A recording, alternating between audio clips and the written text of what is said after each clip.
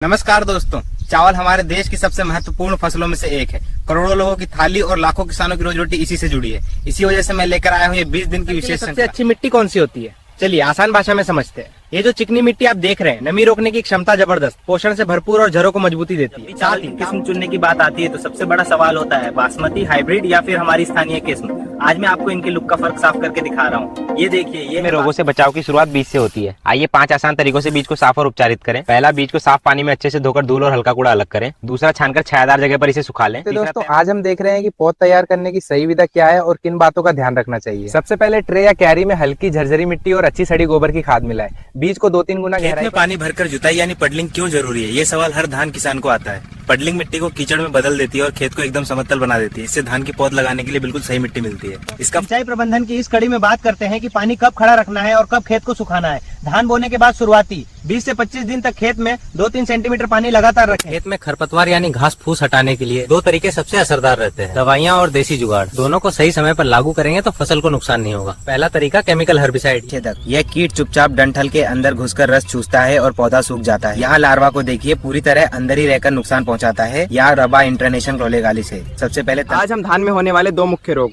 Blast और झुलसा के लक्षण और उनके उपाय जानेंगे। ब्लास्ट में पत्तों पर ऐसे धूसर सफेद अंडाकार धब्बे दिखते हैं जिनके चारों तरफ भूरी किनारी होती है। जैविक खेती की 16 सीरीज में आपका स्वागत है। आज हम नीम के तेल और जीवामृत के सही इस्तेमाल और कटाई के बाद दानों को 14% नमी पर दाने भरने की अवस्था में फसल की निगरानी सबसे अहम होती है। सबसे पहले देखें कि कानों में दाना ठीक से भर रहा है या नहीं। दूधिया दाना होना चाहिए। पत्तियों पर रोग के धब्बे दिखाई दें तो तुरंत जब आपकी गेहूं की बालियां लगभग 80% तक सुनहरी हो जाए, बस यही है सही समय कटाई का।